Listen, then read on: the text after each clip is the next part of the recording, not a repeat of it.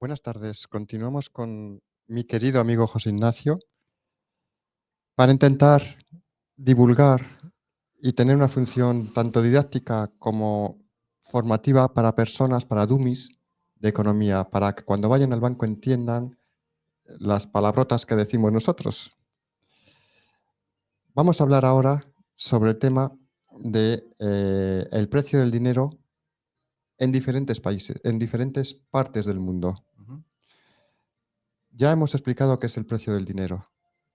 Si yo tengo 100.000 euros y te dejo 100.000 euros al 5%, el precio que te pongo yo a ti, a mi dinero, es del 5%. Pero vamos a hacer una otra cosa, vamos a jugar a otra cosa. Si tenemos 100.000 euros, o yo quiero 100.000 euros, tomar 100.000 euros, que me dejen 100.000 euros, y tengo que devolver 5.000 euros al Banco Central Europeo o en Europa, ¿es mejor eso? ¿O es mejor que si pido 100.000 yenes, que sea el equivalente a 100.000 euros, y tengo que devolver solamente 1.100, esto, 1.001, perdón, 101.000 yenes, porque el Banco Central japonés dice que el 1%. Bueno, pues déjame que arranque con la primera frase que has dicho, que es la de para dummies, ¿no? Dummies es en inglés idiota, ¿no? Dicen que un idiota, los americanos dicen que un tonto, un idiota en este caso, y su dinero no están mucho tiempo juntos. Entonces vamos a intentar que nuestros oyentes, primero, que no sean dummies con el dinero y que sigan preservando el dinero que tienen y sigan muchos años juntos. Programa Economía para ricos, Economía para para ricos. entender cómo funcionan los ricos. Ahora vamos a ir a tu pregunta que yo no es que no la haya entendido, que se ha entendido muy bien, sino que digamos que cuesta retenerla. Entonces te voy a hacer una pregunta con relación a tu pregunta. José Ramón, si yo necesito dinero y yo vivo en Europa y yo soy un pastor, un aldeano, que yo necesito euros para hacer mi establo pues, mejor y adaptarlo a la normativa, yo lo que necesito son euros. ¿Para qué me vas a dar el préstamo en yenes o en dólares? ¿Por qué haces eso? ¿Por qué lo hago? Pues porque precisamente este es el objetivo, que las personas profanas a la economía lo entiendan. Es decir, si yo pido un préstamo en yenes, estoy, ya que tanto está tan demonizada la palabra especulación, estoy especulando Sí. en que voy a devolver menos dinero, pero puede volverse en contra. Es decir, una cosa es que yo pida 100.000 euros y tengo que devolver 100.000 euros. Pero si yo pido 100.000 yenes, tengo que devolver 100.000 yenes. Y además el tipo de interés que haya en Japón, que me temo Vale. que ahí está El el truco. truco con el que me tratas de seducir a mí, que soy un paisano, que lo único que necesito, yo te he dicho que necesito 100.000 euros y tú me dices que al 5% me sale una cuota de X y yo te he dicho que esa cuota me viene larga. Pero tú, que eres hombre de mundo, José Ramón, me dices, no, pero espere, que no me he acabado. ¿Qué le parecería si en vez de pagar el 5% paga un 2% de interés? Hombre, pues me parecería magnífico. ¿Y esa magia cómo la hace usted? Pues mire, sus euros se los voy a cambiar en yenes ahora, el tipo de cambio de ahora.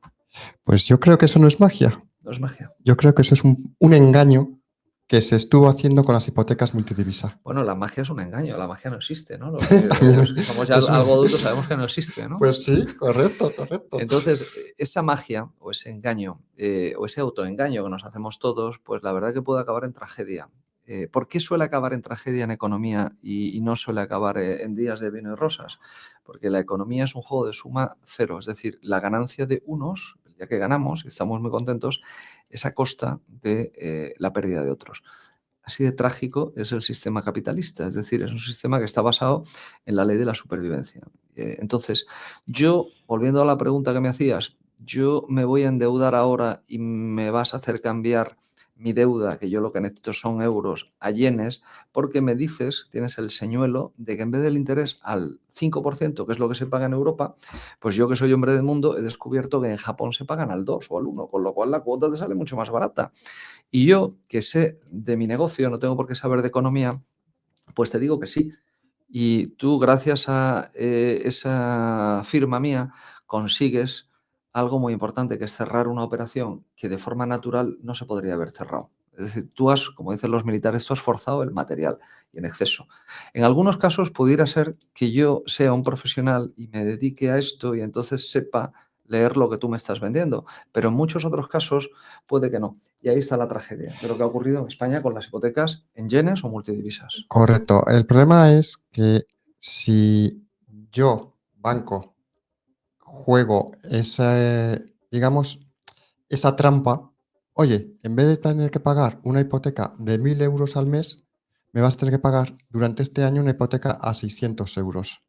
Seduce bueno, pues la persona que está para reformar su establo. Dice, ¿por qué voy a pagar 1.000 si puedo pagar 600? Pero ahí está el problema, que muchas veces muchas sucursales no explicaban el riesgo. El riesgo es que tú tenías que con esos 600 euros comprar yenes para devolver la deuda. Entonces, tú ya ahí estás asumiendo el riesgo que si en vez de costarte 600 euros para devolver la cuota en yenes te cuesta 900 euros, la hipoteca te ha subido tanto la cuota como la deuda. Porque tú ya no tienes que devolver. Si, por ejemplo, está 100.000 euros, son 100.000 yenes, pero imagínate que para comprar esos 100.000 yenes tienes que poner 200.000 euros. Tu deuda se ha ido a 200.000 euros. Lo tengo claro y yo creo que lo tenemos claro todos. No todos. La lógica ahora no, pero ¿qué ocurre?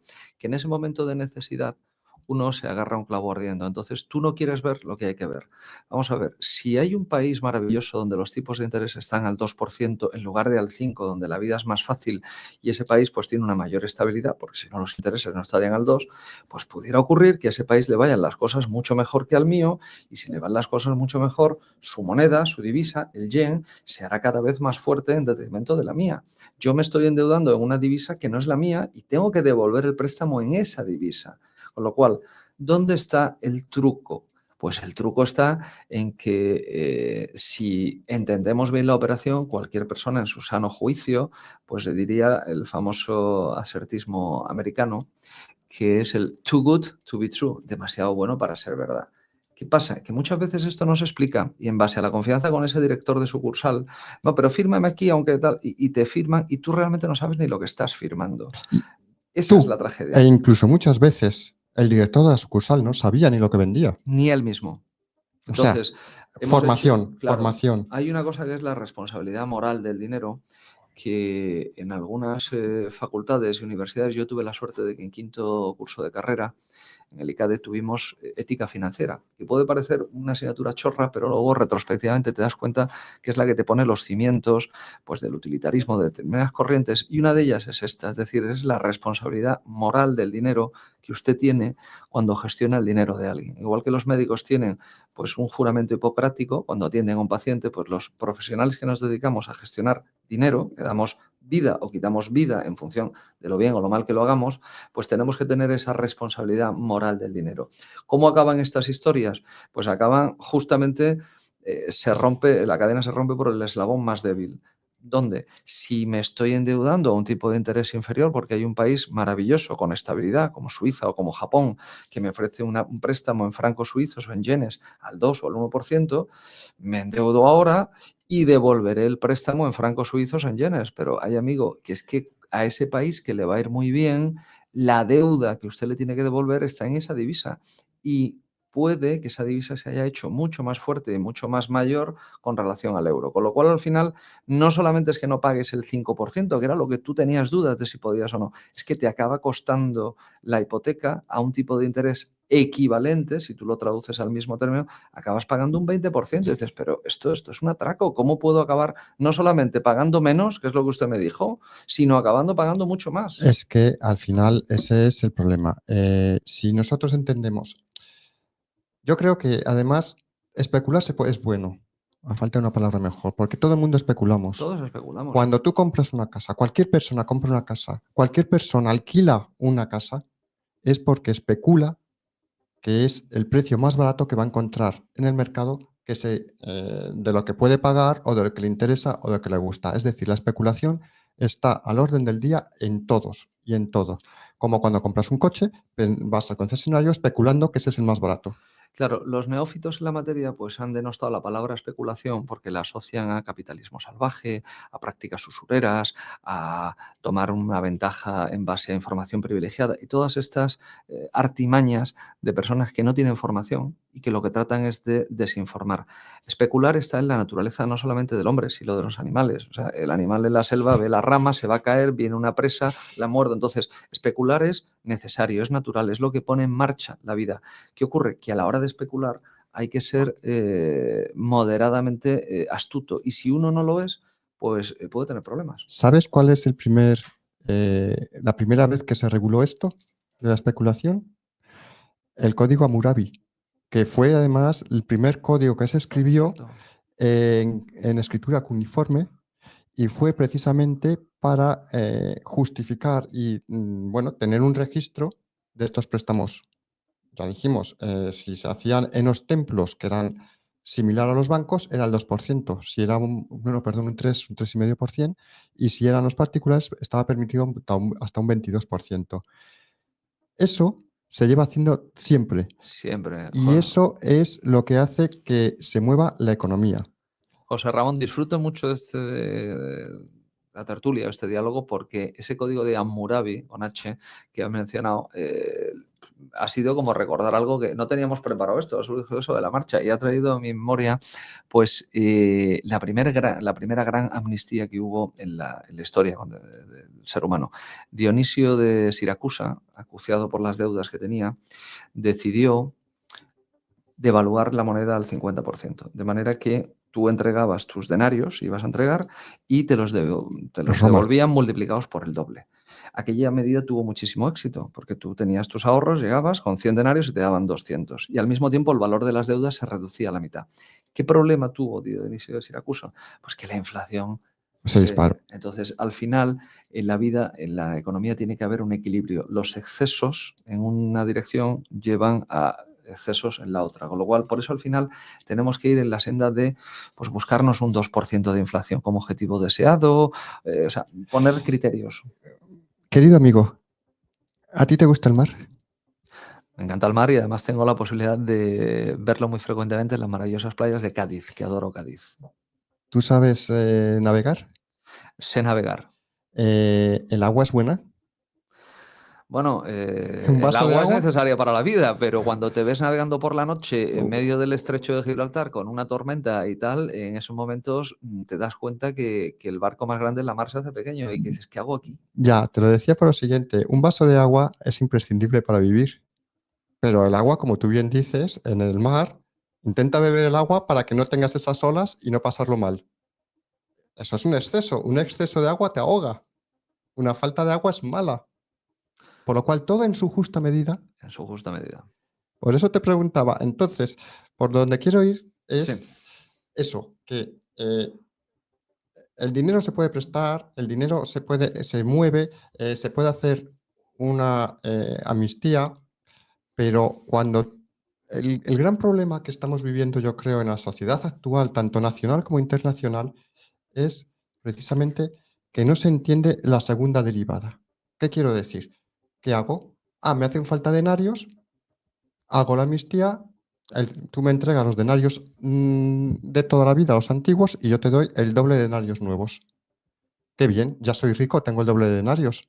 Ya, pero tu poder adquisitivo, que es la segunda componente, tu poder adquisitivo disminuye porque además al haber tanto, ficticiamente, porque realmente el patrimonio sigue siendo el mismo, la gente gasta y se ahoga o en sus deudas o en su nuevo gran multimillonario patrimonio. es así. Esto es muy personal lo que voy a decir y por el tono intimista de la charla y la tertulia, pues me voy a lanzar a ello. Yo respeto a aquellos que piensan que las deudas son buenas, que existe el efecto leverage, el efecto palanca que decimos en castellano sobre las deudas. Oye, no seas tonto, si tú le puedes sacar a tu capital una rentabilidad del 8, pues endeúdate al 4, porque es plata dulce, que dicen los latinoamericanos. Las deudas son peligrosas y uno tiene que acostumbrarse a vivir con lo que tiene, no con lo que puede conseguir, que luego hay que repagarlo. Yo ahí quizás puedo discrepar un poquito contigo. Pues eso te he lanzado la pregunta, porque quería un poco Yo de ten con ten. considero que el apalancamiento financiero es bueno. pero un apalancamiento financiero en justa medida. Es decir, yo me acuerdo cuando estaba haciendo el business plan de un banco que conocemos ambos, extranjero, para implantarse en España, eh, hacíamos 3 escenarios al menos, el bueno, el medio y el malo. Y me acuerdo que me decía el presidente del banco, los ingresos, sé muy conservador. Los gastos, sé muy generoso. Y cuanto más pesimista sea, mejor. Porque si sale rentable, entonces, si en el peor de los casos es bueno, sigue adelante. ¿Qué quiero decir? Si yo me puedo apalancar porque me hacen falta X dinero que me cuesta al mes 200 euros y tengo unos ingresos de 3.000 euros, el apalancamiento es bueno. Pero si gano 1.000 euros, me endeudo, la cuota me sale en 1.000 euros y de repente es, por ejemplo, para comprar un piso y tengo un problema porque no lo consigo alquilar, ese apalancamiento te ahoga. Por eso digo que el apalancamiento es como lo mismo. Pues Es que mira, creo que depende de las circunstancias personales. Cuando nada tienes, pues evidentemente te tienes que embarcar y el que no se embarca no se marean, o en términos náuticos, ¿no? Entonces, cuando no tienes nada, pues hay que ir para adelante y hay que endeudarse. Pero a partir de un cierto nivel en el que ya tienes cubiertos más o menos tu vida, yo creo que la actitud del solucionarlo todo tirando de plazos, que además estamos metidos en el sistema, que nos han metido como hámsters en esa ruedecita del iPhone 9, pero oiga, si mi teléfono funciona todavía, ¿qué problema hay? No, pero es que ahora por 10 euros al mes puede. Entonces empiezas a tirar de ese tipo de financiación de micropréstamos que no te das cuenta y tú ya estás cautivo de una rueda que todos los meses echar el pie te cuesta X. Pero ¿qué pasa? Que hay que ser muy fuerte y hay que tener muy a salvo la autoestima para ir con un teléfono que ya no está a la moda de hace 10 años y para no que entonces a eso es a lo que me refiero, que conceptualmente en un nivel estoico en el que yo apuesto por él hay que ser fuerte y hay que evitar el endeudamiento estéril, ese endeudamiento que lo único que te hace es estar cada día más cautivo de ti mismo y de las situaciones. Entonces, si pueden no tener deudas, no las tengan. hay 2 cosas, si me permites. Yo creo que coloquialmente, para que nos entiendan, hay 2 tipos de deudas. La deuda mala, que te endeudas para comprarte un iPhone último modelo o para comprarte un coche último modelo, o una deuda buena con criterio, que a lo mejor dices, vale, me hacen falta 50.000 euros, los puedo devolver porque voy a pagar 150 euros. Formación, por ejemplo, estoy completamente de acuerdo que hay deuda para formación. Yo creo mucho en la formación, todo lo que sea formación y para estudios. Está claro que lo vas a devolver con creces porque te estás generando un intangible que es ese activo. Lo que tú te metes en la cabeza, eso no te lo va a quitar nadie. Entonces, estoy completamente de O acuerdo con y una vamos. hipoteca. Con una hipoteca Bueno, para si alquilar. Es necesitas un riesgo. para. Bueno, pero No, ahí ya estás jugando al cuento de la lechera. Y muchas veces sale mal. nos perdemos pues en la avaricia de que, oiga, pero si yo ya tengo mi casa y mis hijos más o menos pueden dormir y tenemos un cuarto de baño, no hace falta que tengan uno. No, pues siempre queremos más. Entonces, eso al final te puede llevar a situaciones lamentables, ¿no? O me refiero para pedir un crédito para crecer. Eso puede ser un apalancamiento sano, dentro de unos niveles, digamos, asumibles. Todo lo que tiene que ver con la formación y el desarrollo personal del individuo bajo un parámetro de formación, de verdad, no un parámetro de vivir más cómodo, con un planteamiento estoico de la situación, es bueno, hay que afrontarlo. En el otro, pues bueno, cada uno que haga con su vida lo quiera. Yo estoy dando ejemplo vivo, testimonio de lo que yo he hecho y estoy muy satisfecho. O sea, no es porque me haya ido mejor y peor, sino que es mi estilo de vida. Sí, yo creo que, hombre, como base de vida hay que vivir con lo que se tiene, aspirar a generar y a lo mejor generar un poquito, pues, a veces un poquito endeudarte para generar mayores ingresos puede ser bueno, pero con mucho cuidado y poniéndose en un caso muy negativo que si va muy mal la cosa puedas pagar esa deuda y seguir rentabilizándola o deshacer la posición. De hecho, las empresas se endeudan para crecer y tienen un crecimiento orgánico. Pero vamos a centrarnos otra vez, para que nos quede bien claro. El dinero puede ser barato en Japón, pero nos puede salir muy caro. Porque si yo he pedido 100.000 euros para mi casa y tengo que devolver 200.000 euros porque tengo que comprar con 200.000 euros, tengo que pagar los yenes que todavía tengo que pagar, puede ser una situación caótica. Por eso, en ese préstamo para mí hay dos componentes. Uno, que es una deuda, que todos sabemos que el riesgo que puedes tener, pues porque pierdas el trabajo, por lo que pueda pasar, puedes tener un riesgo de no poder afrontar la deuda, pero el riesgo implícito es el tipo de cambio. Y el tipo de cambio va a fluctuar, y eso es lo que se va a especular, con que la economía de un país respecto al otro sea mejor o peor. Entonces, el tipo de cambio es el riesgo que se está asumiendo cuando se pasa de un sitio a otro por la remuneración o el precio del dinero. Pues es tal cual. Y yo por cerrar te diría que en el refranero español que es sabio, nadie da duros a 4 pesetas. A lo mejor oyentes jóvenes no saben lo que son los duros. Los duros era la moneda que había antes, la peseta, pues 5 pesetas era un duro. Es decir, duros a 4 pesetas, complicado. Correcto. Yo creo que al final lo que tenemos que, como tú bien dices, formación, formación, cuando yo ya lo he dicho en alguna ocasión, que es, yo incluso, fíjate, podría llegar a asumir como bueno, porque cuando tienes un exceso de liquidez, pues puedes invertir en monedas.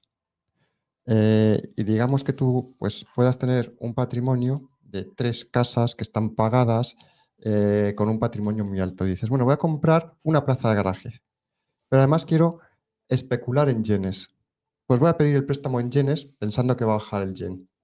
Entonces, ahí tendríamos que determinar qué parte es deuda y dentro de esa deuda, qué parte es inversión. Ahí serían dos inversiones. Totalmente, pero permíteme que vuelva sobre la pregunta. Lo primero, cuando uno hace todas esas cábalas o esas virguerías financieras, te tienes que conocer a ti mismo. Correcto. ¿Tú conoces Japón? ¿Has estado en Japón? Yo personalmente he estado en Japón, adoro ese país.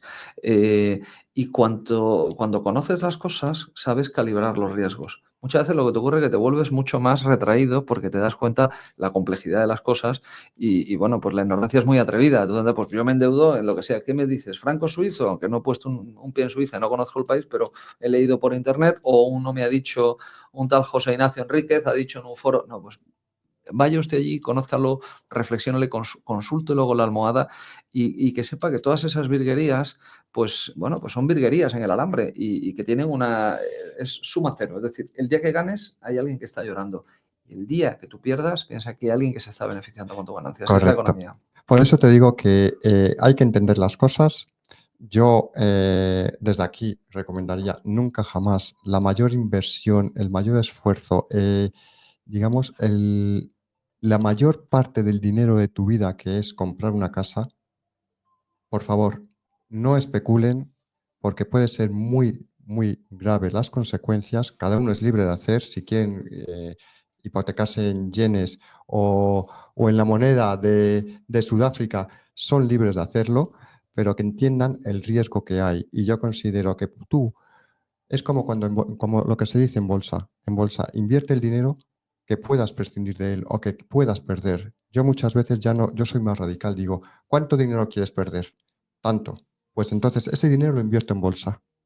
Pues ese dinero puedes invertirlo quizás en una hipoteca en yenes porque quieres perder 10.000 euros. Pues pide una hipoteca de yenes de 10.000 euros, no de más. Vamos, Pues sí, último titular para despedirnos. José Ignacio, ¿qué se te ocurre? pues nada, volver sobre lo mismo, el too good to be true, el que no, there is no free lunch, que dicen los ingleses, no hay un almuerzo gratis. Es decir, cuando algo es gratis o muy barato, desconfía. Y cuando algo es gratis, el productor es tú. Entonces, pues bajo ese estar ojo a visor y que sepamos siempre que nos pueden salir bien las cosas y a veces pues nos irá bien, no hay que ser por esto, no hay que desmoralizarse, decir, pues no quiero saber nada. Estamos en un sistema de libre mercado donde tenemos que asumir riesgos. Cada día que te levantas ya estás asumiendo riesgo, poniendo un pie en la calle, pero eso es lo apasionante de la vida. ¿Con qué nos podemos aliar? Pues nos podemos aliar con el sentido común, nos podemos aliar con profesionales, que los hay magníficos, que lo escuchan y lo asesoran a uno, y no hay que tener un gran patrimonio. Afortunadamente, hoy en día la tecnología y las redes sociales y todo esto lo que ha conseguido es que podemos tener soporte psicológico el que lo necesita sin tener que pagar un psicólogo o un psiquiatra. Pues esto es lo mismo, pero siempre con la responsabilidad moral del dinero. Esa decisión equivocada, si tú eres un single y no tienes hijos y estás solo, pues puedes hacer con tu vida lo que quieras, pero si hay personas o personitas que dependen de ti, tú tienes que medir muy bien los pasos que das. Bueno, pues José Ignacio, muchísimas gracias. A Esto vosotros. es Economía para ricos, que aunque no seamos ricos porque nunca sé suficientemente rico, somos ricos con lo que tenemos y felices con lo que tenemos. El dinero es un medio para ser feliz, pero no es el fin para ser feliz. Exacto. ¿Me permites que diga una última frase? ¿Tenemos Última tiempo? frase. No es más rico el que más tiene, sino el que menos necesita. Ese es Eso el lo tipo hemos de dicho, riqueza. eso lo hemos dicho. Formación desde aquí de economía para ricos para entender la economía. Muchísimas A gracias. vosotros. Hasta pronto.